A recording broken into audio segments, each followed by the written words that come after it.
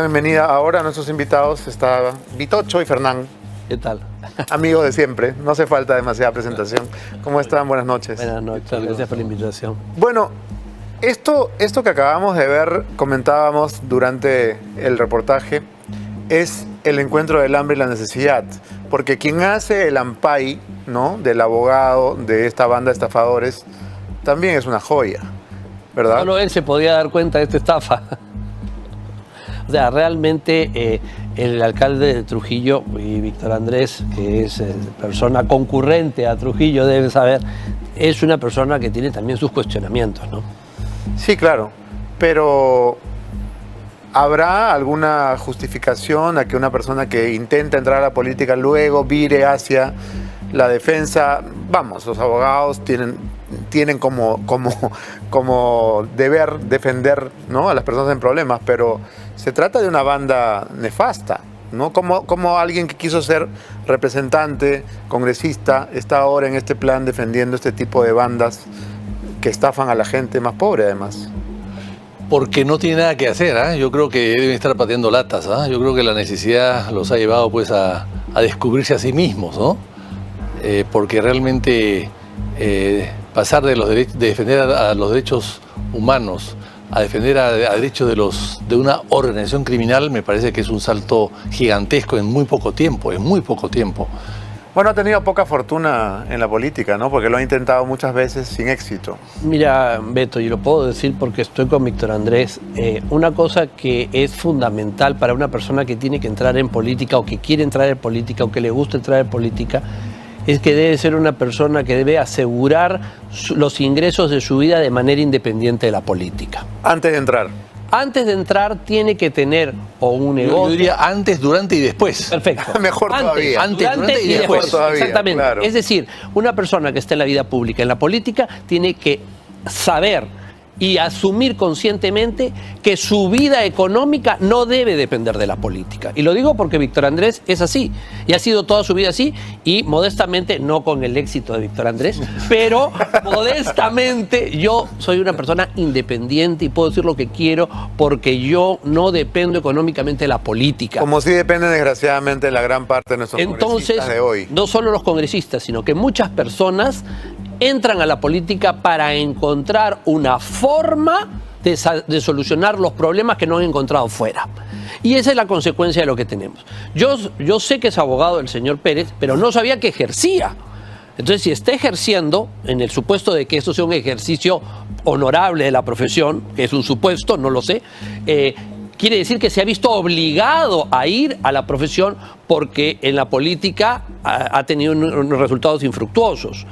Pero para entrar a la política debió él asegurar un negocio, una carrera personal, un proyecto profesional, lo que sea, para no depender. ¿Por qué? Porque después termina dependiendo de tener que trabajar con esta organización, con este tipo de cosas. A lo mejor después tiene éxito en la política, pero ya está unido a este tipo de cosas. Y entonces después nos encontramos con congresistas en situaciones de ese tipo. Y funcionarios y jefes de registros públicos, y el Poder Judicial, y la Fiscalía y todo. Exactamente. Entonces, ¿qué es lo que ocurre? Cuando no se define bien el proyecto de vida. El proyecto de vida es tener un ingreso sólido, respetable, honorable, externo. Ya ves cómo lo haces, como tú quieras o como tú puedas. Y la política es para servir, no para servirte. Y el día que no estás de acuerdo, que no te gusta, que el jefe del partido te dice una estupidez o te quiere asociar con una cosa indebida y todo lo demás, le dices, señor, hasta aquí porque tengo dónde volver. Pero cuando no tienes dónde volver, cuando no has construido una vida profesional o una vida económica, entonces desesperadamente tienes que ayudar al amiguito, al conocido o al cómplice de un conocido a salir de estos problemas. Bien, vamos a ir rápidamente al tema del nuevo gabinete, porque ya casi que es un nuevo gabinete, ¿no? La cantidad de ministros que han cambiado el día de hoy. Vamos a revisar quiénes son, quiénes han salido, por qué y quiénes son estos nuevos rostros. Vamos a ver la juramentación. De estilo al señor ministro de Estado en el Despacho de Justicia y Derechos Humanos. Señor Eduardo Melchor Arana Isa, ¿jura usted por Dios y la patria desempeñar leal y fielmente, sin cometer actos de corrupción, el cargo de ministro de Estado en el despacho de Justicia y Derechos Humanos que le confío? Sí, juro. Si así lo hiciera, que Dios y la patria lo premien, y si no, se lo demanden. Señora Miriam Janet Ponce Vertis, ¿jura usted por Dios y la patria desempeñar leal y fielmente, sin cometer actos de corrupción, el cargo de ministra de Estado en el despacho de Educación que le confío? Sí, juro. Si así lo hiciera, que Dios y la patria lo premien, y si no, se lo demande. Señora Jennifer Lisset Contreras Álvarez, ¿jura usted por Dios y la patria desempeñar leal y fielmente, sin cometer actos de corrupción, el cargo de ministra de Estado en el despacho de Desarrollo Agrario y Riego que le confío? Sí, juro. Si así lo hiciera, que Dios y la patria lo premien, y si no... Bueno, la verdad es que un desfile de desconocidos impresionante. Yo no sé si a ustedes, pero a mí no me suena ningún nombre, ningún rostro. Choquehuanca sí, porque Choquehuanca es una lagarta célebre. Pero los demás, Eduardo Arana, ministro de Justicia y Derechos Humanos. Vitocho, ilústranos. No sé quién es un NN, es un NN, es un NN. Primero que el juramento lo está cambiando porque hablan... ¿Por qué, ah? Bueno, porque como no sabe si todos son honestos, les obliga a jurar acaso? que no van a cometer actos de corrupción. Bueno, pero... Lógicamente, pues. Pero habría... Dije antes. Antes te estoy diciendo que no cometas, porque Pero ya como no que- sé cómo eres... Pero ya que se ha tomado la libertad de cambiar el juramento, podría añadir otras cosas, ¿no? Juráis que no mocharéis el sueldo de vuestros es. trabajadores, ¿no? Que no daréis empleo a sus concubinas, ¿no? Y etcétera, etcétera. No, claro, ha podido hacer una larga letanía, ¿no? Sí, claro. Una larga letanía. Pero claro, Sí, hay es tantas totalmente cosas. inútil. Sí. Demagógico. Ahora, yo creo que es una pena que no haya aprovechado el momento para hacer estos cambios y poner gente importante. O sea, acá el tema es que está en una vieja teoría que decía, ¿no? El Perú ha tenido ministros célebres, o sea, personas célebres que han sido ministros, pero no ha tenido ministros célebres. O sea, estamos volviendo a eso. O sea, acá estamos buscando no a personas célebres, sino a ministros que quieren ser célebres a través del ministerio, porque ellos mismos no lo son, ni lo serán nunca más. Nadie los conoce antes, los van a conocer un poquito en su despacho y después la gente se olvida de ellos. Si es que no lo sacan a las 2 semanas, ¿no? Porque al ritmo que vamos, son ministros fusibles. Ya van 4 de educación en 9 meses. Este es el tercer Perdón, gabinete. 23 de educación en 20 años. Qué horror. Y este es el tercer gabinete, porque está el gabinete Angulo, el gabinete Otárola 1 y este es el gabinete Otárola 2, ¿no? Ahora, de los pasillos del Poder Judicial, ¿no te suena el nombre de Eduardo Arana? Porque entiendo que es conocido como operador judicial, ¿no?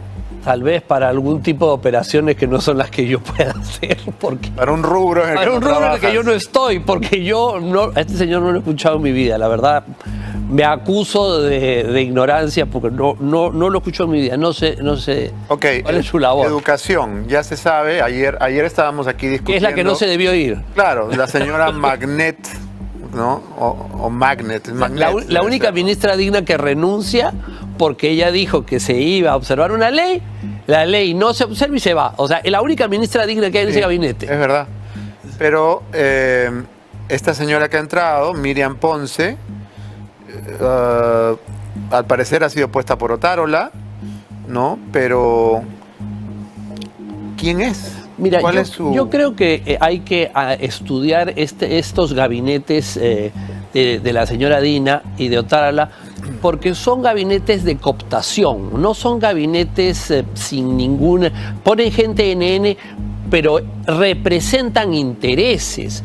Hay gente atrás que manda estos supuestos CNN porque están representando los intereses sectoriales de algún grupo. Es un gabinete lobista. Por ejemplo, Habría que ver cuántos y cuáles ha puesto Dina y cuántos y cuáles ha puesto Otárola. o porque- los aliados del gobierno, porque por ejemplo, la señora Choquehuanca, que es una vizcarrista de libro, representa la cuota de Vizcarra que antes la representaba la de Salud, que definitivamente no se pudo sostener, que la trataron de sostener en todas partes, y ella es una vizcarrista de libro. O sea, así es. Y el ministro de Defensa también fue vizcarrista. Entonces, Vizcarra tiene mucho poder encubierto y lo hace a través de NN, porque él es el dueño de la Junta Nacional de Justicia. Y tanto el señor Otárola como la señora Dina necesitan que esa junta esté alineada con ellos para que no les abran procesos y que todo lo que tienen ahí que se está viendo no avance y no prospere. De la misma manera, Otárola es ollantista. Ollanta es otro de las personas que sostiene al gobierno. Entonces, aquí hay que ver que estos son delegados de poderes fácticos. Vamos a escuchar justamente a Otárola, ya que lo estamos mentando. Él ha asegurado que la posición del gobierno en materia del nombramiento de profesores seguirá siendo la misma. ¿Cuál? Escuchemos. Quiero reiterar, señores congresistas, a través de la presidencia, que en materia de nombramiento de profesores, la posición del gobierno ha sido y será la misma. Nuestro norte es la meritocracia, ya que la centralidad de la educación es el aprendizaje de los niños y adolescentes y no el debate estéril que solo genera titulares. La estabilidad y el acceso a la carrera magisterial se deben ganar por desempeño meritocrático. Vitocho, Pero ¿tú crees que este gobierno es liderado por Dina Boluarte o es un gobierno bicéfalo? ¿O es un gobierno de Otárola directamente? no, bicéfalo o tricéfalo. ¿Quién sería la tercera cabeza? Yo creo que hay alguien en el Congreso que representa la tercera cabeza, porque lo que ha dicho Fernán tiene razón, pero habría que añadirle la cuota del Congreso, ¿no? De los magistrados del Congreso, los profesores del Congreso, porque Otárola dice que él se reafirma en la meritocracia, pero no dice que va a derogar la ley, que va a observarla o que va a denunciarla o que va a mandar un proyecto que la cambie, que la suspenda, y no dice nada de eso. Además, esa ley es todo menos meritocrática. Totalmente, y además Es todo lo contrario. Es muy costosa y de acuerdo a las normas elementales, el Congreso no tiene iniciativa de gasto, y esto es un gasto inmenso de más de 1.000 millones de soles. Entonces, yo creo que la cuota también acá está en el Congreso. Los profesores, quizás alguien vinculado al, el Puyavellido, o quizás Bermejo, en fin, o quizás Cerrón. La cuota de Cerrón que está en el Congreso puede ser la tercera cabeza, ¿no? O la cuarta cabeza que esté influyendo en el nombramiento de los ministros, porque no se puede entender que sean tan malos. Y finalmente una cosa, Beto, sí. No se ha tocado economía, que a mi modo de ver es lo más importante de todos. Y lo más importante y uno de los más desastrosos, ¿no? Exactamente. O sea, el señor que se ha dedicado a dar recetas, tips Así de es. cocina. Sí, es ¿no? un chef frustrado. Sí, es increíble. Sobre la ministra de Educación, creo que hay un dato que es relevante y que no he mencionado. Es la viceministra, la señora Magnet. Es decir, simplemente han ascendido a la segunda, ¿no? Y ha sido asesora política de Gladys Echaíz y parte de la Comisión de Educación, pero igual una ilustre desconocida. Mirta Vázquez, la ex premier de Pedro Castillo, sostuvo en una entrevista que el gobierno de Dina Boluarte ha destruido la institucionalidad. Adelante. También es el tema de cómo se copan las instituciones del Estado, ¿no? Y miren, el gobierno de Boluarte cómo ha copado los medios de comunicación del Estado, que son de todos los peruanos, son copados por gente muy cercana a ellos, cómo terminan destruyendo incluso la institucionalidad. Eso es parte de la corrupción. Entonces, este gobierno no solamente repite temas de ineficiencia, de corrupción, sino que está manchado con temas de violación de derechos humanos y tiene una seria deslegitimación. La verdad es que escuchar a esta señora me revienta el hígado. Y Fosepan Forte es el hepato protector que protege y cuida tu hígado, el único con el antioxidante L-Glutation. Una cápsula antes o después de un gustito suficiente para que sigas disfrutando y cuidando tu salud. Ya lo sabes, para cada plan Fosepan Forte, encuéntralo en todas las farmacias. ¿Con qué cara esta señora sale a dar cátedra sobre lo que se debe o no se debe hacer cuando ha sido, antes que ministra de Castillo y antes de visitadora de César Acuña entre gallos y medianoche, ha sido la gran destructora de la minería? Esta señora no debería ser invitada en ningún medio de comunicación serio, pero a RPP les encanta invitar a este tipo de personajes nefastos. ¿Qué piensas de lo que acabamos de escuchar, Vitocho? Sí, no tiene autoridad moral para hablar, ¿no? No tiene autoridad moral para hablar. La minería hoy día es importantísima, el tema del cobre, el tema de los minerales, el tema de Tía María que se va a empezar a discutir, lo que tenemos en Cajamarca que no se toca. O sea, realmente la minería es la solución a nuestra crisis. El Perú está en una recesión tremenda. Sus ingresos fiscales han bajado, su presupuesto ha subido 12%, sus ingresos fiscales han bajado 15%. O sea, ¿cómo van a cubrir el hueco el próximo año? Con más endeudamiento. Entonces, hay que recurrir pues a otras fuentes de ingresos o mejorar las que tenemos, entre ellos es la minería, y esta señora representa pues, ¿no?, la negación de una riqueza natural que le corresponde a todos los peruanos y que hay que rescatarla y fortalecerla. Fernán, tu opinión sobre lo que acaba de decir. Lo que dice Vitocho es cierto, con un agravante, que la tasa de interés para los préstamos internacionales en el mundo está creciendo, con lo cual los préstamos que eran relativamente baratos para los países y los privados se van a hacer más caros. Por lo tanto, ir a pedir un préstamo nos va a costar muchísimo más de lo que nos costaría. Y lo único que hay que hacer es solucionar el problema de esa brecha de exceso de gasto con la de ingresos. En Panamá, por ejemplo, están explotando minas de cobre por primera vez. Y este año Panamá ha recibido más dinero de ingresos por las minas de cobre Panamá que del canal. ¿Y eso qué quiere decir? Que están invirtiendo y van a competir con el Perú. Y el Perú se está quedando a la asada porque tenemos un ministro cajero que no tiene ni la menor idea de dónde está. Pero mientras tanto, otros medios de comunicación que deberían estar hablando de la recesión invitan a una señora que es la sobrina de Nerón, que quemó toda la minería, incendió el país entero, mientras ella estaba con su arpa, cantando, con su lira, cantándole una oda al presidente Castillo. Resulta que es ahora la voz de la moral de cómo hay institucionalidad, la primera desinstitucionalizadora. O sea, estamos en un proceso realmente de hundimiento económico y de debilidad institucional, y ella es la autoridad moral. Yo no me olvido cómo fue a los mismos asientos mineros que acababan de ser arrasados por estos salvajes. Para que no toquen a los... A decirles, vengo a pedir disculpas de parte de mi gobierno porque los han llamado terroristas, ¿no? Estaba en medio de las brasas ardientes. Todo el día, sí. Todas las camionetas en cenizas, ¿no? Y ella estaba pidiendo disculpas. Perdón, disculpen. El presidente de México, Andrés Manuel López Obrador, ha dicho que para su próxima gira latinoamericana se va a saltear el Perú, porque dice que tiene miedo de que le vayan a negar el permiso para volar por cielo peruano. Entonces, que para evitar majaderías va a pedir que hagan una ruta que evite, ¿no?, pasar por nuestro espacio aéreo.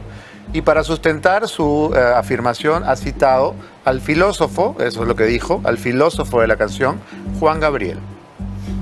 Voy a decirles desde ahora, para que no se vayan a enterar, después si se vaya a malinterpretar, como no queremos que nos hagan una majadería, porque como es público y notorio, no tenemos buenas relaciones con el gobierno de Perú, no vamos a solicitar pasar por el espacio aéreo.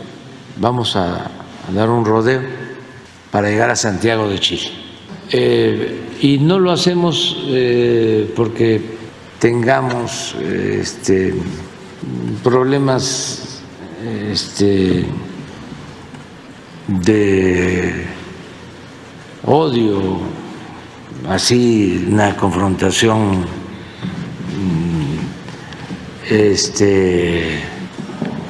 frontal. No, lo hacemos porque no queremos que la investidura del presidente, el país nuestro, se vea envuelto en un escándalo si solicitamos el paso por el espacio aéreo y nos los niegan. Ahora sí que, como diría nuestro filósofo de la canción, cantautor mexicano Juan Gabriel, pero ¿qué necesidad?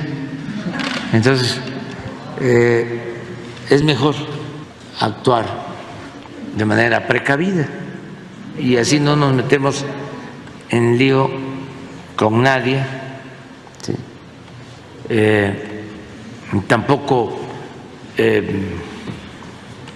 ponemos en aprieto, ¿no?, a la autoridad. Perdón. La verdad es que quienes hemos tenido la discutible suerte de soplarnos una de esas mañaneras de 5 de la mañana a casi mediodía, que es lo que hace AMLO todas las mañanas de su vida, primero nos preguntamos a qué hora gobierna, ¿no? Porque sus conferencias de prensa son interminables, son transmitidas en cadena nacional y son inmamables. Está rodeado siempre de un coro de guaripoleras, ¿no?, de un coro de periodistas sobones, adulones, que vienen de todas partes del país a preguntarle lo que a él le gusta que le pregunten. Pero más allá del tiempo que se ha tomado para decir algo que pudo haber dicho en un minuto, ¿no?, porque cada vez habla más lento, ¿tiene algún sentido lo que está diciendo, Fernán? ¿Tiene algún sentido adelantarse a la posible jugada del Perú de cerrarle el espacio aéreo para que humillarlo? Yo creo que él ha causado la tristeza y la pena de todos los millones de peruanos que estábamos esperando que él pasara por nuestro espacio aéreo. Es una de las cosas que todos deseábamos. Sí, claro, ¿no? ilusión. Una ilusión que teníamos. Y yo modestamente le recomiendo a la canciller que en un gesto de gran generosidad le mande a decir por los canales que correspondan que el gobierno del Perú no autoriza su paso cuando él quiera. Siempre que no baje. ¿Ah? Siempre que no baje. Sí, baje, que reposte gasolina. Porque le va a costar una fortuna en gasolina a los contribuyentes mexicanos que dé una vuelta de Ecuador, Bolivia, Brasil, hasta Chile. Le podemos ahorrar el dinero a los mexicanos con un gesto de la Cancillería generoso. Que pase si quiere. No estamos para tanto tampoco. Pitocho. Yo creo que está pensando en Prisogin, ¿ah? ¿En qué? El Prisogin o Prisogin, el camarada Prisogin, el jefe del grupo Wagner, ¿no? Okay. Que pasó en su avión de Moscú a San Petersburgo y no se sabe por qué el avión se cayó. Él estaba pensando en eso. Como él ha estado muy ligado y admirado al grupo Wagner, cree que podría sufrir la misma consecuencia. A ver, creo que yo creo que tiene un problema de irrigación cerebral, porque cada día está más lento, es verdad. Sí. Cada día está más lento. Yo creo que tiene una senilitud en una avanzada muy rápida, ¿no? Pero en todo caso deberían sus asesores ya irle acortando pues este Claro. talk show, ¿no? Pero, este monólogo interminable. Pero no pasar por... Además, nadie se iba a dar cuenta si pasaba por encima del cielo peruano, nadie se iba a dar cuenta. O sea, él lo ha hecho público, porque una ruta la cambias en 2 minutos y nadie se da cuenta. El asunto es que tienes que llegar a un punto de determinada hora. Nosotros, cuando se mandaron aviones a Argentina en la guerra de las Malvinas, no pasamos por el cielo de Chile y evitamos inclusive Bolivia, lo cercano a la frontera con Chile, Antofagasta, porque Antofagasta había pues una serie de radares que podían captar los aviones peruanos yendo a Argentina a ayudar en la guerra de las Malvinas. Entonces se evitó eso, pero fue una cosa porque había pues, un conflicto de guerra, ¿no? Entonces, para evitar pues... Que se den cuenta que estamos enviando 10 aviones Mirage a Argentina. Lo que pasa es que creo que AMLO extraña los días en que podía dedicar sus mañaneras a hablar del Perú, a hablar de Vargas Llosa, de Castillo, de la derecha, de la aristocracia que le hacía ascos a Castillo y etcétera. Se le ha acabado ese filón, ¿no es cierto?, dramático. Y regresa. Y ahora, claro, trae el tema de nuevo con este giro del libreto un poco descabellado, ¿no? Totalmente descabellado. Es un problema que tiene... Él tiene muchos problemas internos también, ¿eh? O sea que eso lo usa un poco para desviar la atención interna en su país. Sí, claro. La cita a Juan Gabriel y todo. Está buscando titulares, claramente. Claro. Tenemos que irnos a la pausa, pero antes, si tu sueño es ser piloto... Vamos a poner el vino a un costadito para continuar conversando con Fernán y con Pitocho y comentar estas declaraciones de los congresistas Jaime Quito y José Balcázar, que cuando les preguntan si ellos envían condolencias y le dan el pésame a las familias de los militares que fueron asesinados cobardemente por narcoterroristas en el Braem, eligen cualquier clase de excusa para evitar solidarizarse con las familias víctimas de esta masacre. Escuchen ustedes. ¿A quién envió las condolencias? ¿A los familiares de los terroristas caídos o de los 4 valerosos soldados? Yo creo que a todos, porque son vidas humanas que se pierden y toda vida humana es valiosa. ¿Usted le enviaría las condolencias a la familia de los terroristas caídos ayer o a los 4 valerosos del ejército? A todo el mundo, las víctimas son las mismas. ¿Sí, ¿También? Por supuesto, son gente que ha muerto, sus familias han sido batidas, entiendo yo, ¿no? El caso de Polay, ¿cuál es el objetivo político en Polay? Simplemente creo que hay una petición ante la Comisión Interamericana de Derechos Humanos y hay que... con el Perú como este es un terrorista sanguinario. Mucho cuidado con la manipulación política. Mucho cuidado con la manipulación política. Son incapaces de darle el pésame a las familias de los soldados caídos. Ya, si eso no, digamos, si un congresista no puede tener ese mínimo de patriotismo, no sabemos qué hace sentado ahí. Bueno, están sentados ahí porque ese es el resultado de estar todo el día normalizando a los extremistas. Ese es todo el día normalizándolo. Si las fuerzas políticas llamadas a defender los principios de orden, de libertad, etcétera, aceptan en una mesa directiva al hermano del señor Cerrón, ya pues ellos se sienten malentonados para hacer lo que les da la gana. Lamentablemente es así. Todos los días se normaliza la situación, a tal grado que ya el señor Vladimir Cerrón es candidato pleno de puro derecho para ser candidato presidencial. Habilitado. Habilitado, porque todo el día se le está normalizando. Alguien en el mal llamado bloque democrático, porque ni es bloque ni es democrático, cree que esto es una genialidad, que son unos vivos, que son los que están haciendo la trampita en la jugadita de carta y se los están paseando los izquierdistas de la mejor manera y lamentablemente no aprenden. ¿Y no te animarías a decir quién es ese alguien o alguienes, como decía Las Toledo? fuerzas democráticas, los 3 partidos, Fuerza Popular, Avanza País y Renovación Popular, que han permitido esto. Pero bajo entonces la han excusa. dejado de ser las fuerzas democráticas, Fernando. Bueno, ellos se llaman así. Su autopercepción. Si han permitido. Yo les reconozco su autopercepción. Claro. Lo que te quiero decir es que lamentablemente se han plegado a aceptar las victorias de la izquierda extremista. Aceptar y a propiciar. Bueno, si tú ves la votación de la ley sobre el magisterio, lo que llama la atención no son los que votan por el no, que merecen un respeto de todos. ¿Por qué no ponen la lista de los que no estaban, no aparecían, no se les llamaba? Por ejemplo. Mira tú la lista. Tudela. Cabero, Marta Moyano, han mandado una carta diciendo que ellos no estuvieron por tales razones y hubieran votado de otra manera. ¿Por qué no lo hacen? Así, allá pasó. No, pues, no es así.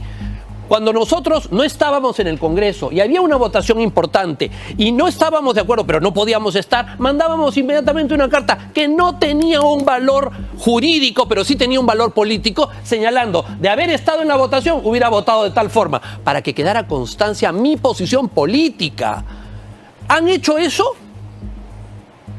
¿Qué es lo que hay en el Congreso? Una horrible componenda permanente. Es el Parlamento de la impunidad, se están acostumbrando todos. Realmente a mí me parece que vamos a tener malas consecuencias porque ya no podemos confiar en un Parlamento así. Y además, Vitocho, claramente ahora sí la oposición se ha diluido. Ya no existe oposición. No hay. Están todos acomodados y todos en el mismo propósito de durar.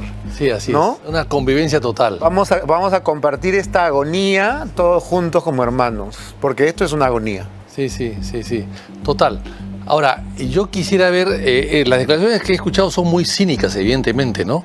Lamentan la muerte de todos. Todos lamentamos la muerte de cualquier persona, por supuesto que sí. Sí, pero desde ese pésame generalizado, es como que tú vayas al velorio de un amigo y digas, bueno, lamento todas las muertes del mundo, no solamente esta. Así es.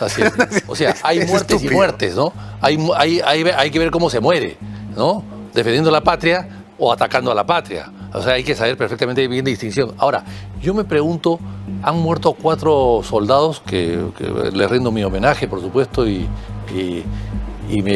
reconocimiento total, 2 policías, 6 personas. Y se dice que han muerto 2 terroristas. ¿Quiénes son? ¿Dónde están sus nombres? ¿Dónde están sus cuerpos? No los he visto yo. Para balancear. ¿Dónde están? Cuidado, cuidado, que estamos volviendo a los años 80, donde había comunicado del Comando Conjunto de la Fuerza Armada. Decían que habían atacado una columna del ejército, habían matado 2 o 3 soldados con sus nombres y que ellos habían repelido el ataque y habían perseguido y habían matado a 5, a 10 o aquí, siempre múltiplo de 5, siempre múltiplo de 5. Y que, claro, no había cadáveres porque ellos se los llevaban. Y esa cifra fue la cifra mentirosa que usó luego la Comisión de la Verdad para inflar las cifras a 70.000 muertos. Cuidado, cuidado. O sea, hay que ser también muy estrictos y muy rígidos en la noticia, ¿no? Muertos sin rostro ni nombre. Así es. Vamos a ir ahora a otra noticia, y es que el prófugo Luis Mesones Sodar, el esposo o exesposo de Sada Goray, fue captado cerca del Congreso. Un prófugo de la justicia merodeando la sede del Poder Legislativo. Tenemos imágenes, tenemos fotos. Adelante. Fue visto hace instantes en exteriores del Congreso de la República, y repetimos, muy cerca del Congreso de la República. Recordemos que él tenía desde el último 7 de julio una orden de detención y captura por este mismo caso, por Fondo Mi Vivienda. No se pudo dar con su detención y este plazo ya venció. Tal es así que incluso él estuvo presente ayer en la audiencia, o esta semana en la audiencia. Ingresó finalmente a este restaurante donde estuvo algunos instantes y salió acompañado de una persona, acompañado de esta persona que le indicaba hacia dónde debía desplazarse, sin brindar más detalles. Increíble, de verdad increíble, porque estamos hablando de una persona que tuvo un cargo, no estoy seguro si fue la SUNARP o la Superintendencia de Bienes Nacionales. ¿El Fondo Mi Vivienda? Ok.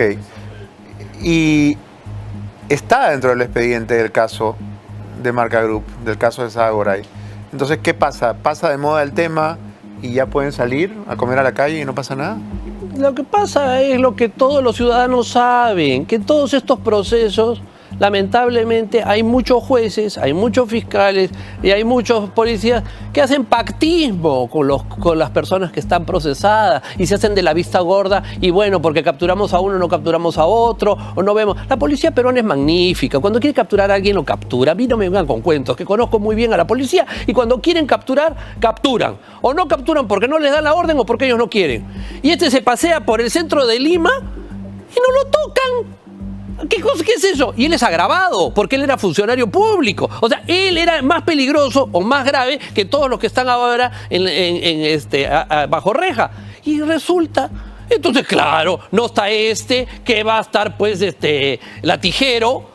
No, hay algo ahí, hay siempre una cosita arreglada, una componenda, un compromisito de que tú no, tú sí, ese se ve mal, ese se ve peor. Así no se hace justicia en un país, ¿ah?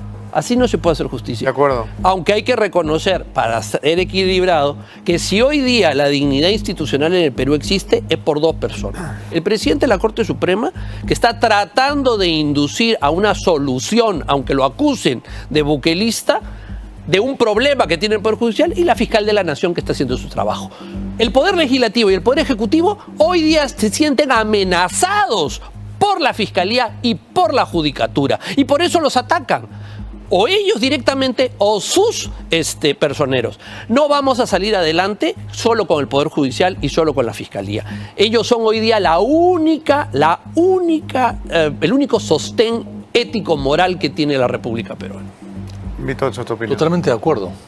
Totalmente de acuerdo. Y yo creo que añadiría algunos más podríamos añadir, ¿no? Sí, pero hablando de... Ellas son las cabezas. Las cabezas visibles. Las cabezas visibles, sí, yo creo que sí. Es fundamental, ¿ah? Es fundamental. Y el tema de que el señor presidente de la Suprema haya hablado del plan Bukele significa que debe estar muy preocupado de lo que está pasando. Claro, Bukele gobierna un país de 21.000 kilómetros cuadrados. El Valle de la Convención, que es parte del Braen, tiene 30.000 kilómetros cuadrados. O sea, la convención que es más grande que El Salvador. O sea, no es lo mismo pues emplear allá un plan Bukele que emplearlo acá, y además allá tiene el manejo casi directo de los... Un prefecto. Eso es un prefecto, pues que tiene manejo de policía y de justicia, ¿no? No, entonces yo creo que es diferente, pero evidentemente es algo que preocupa mucho y que tiene que darse algún tipo de norma que acelere las detenciones y los juzgamientos de las mafias y las estafas y de los robos que existen en todas partes. Decían que el Código Procesal Penal del año 40 era malo. Era mejor que este. Este es peor. Claro que sí, Mucho tu padre peor. fue profesor de Derecho Penal. Así es. Hoy día los códigos que se han cambiado, lejos de mejorar, han empeorado la justicia en el Perú. Bien, el tiempo nos ha ganado. Muchas gracias, Vitocho. Gracias, Fernán, por haber estado con nosotros esta noche.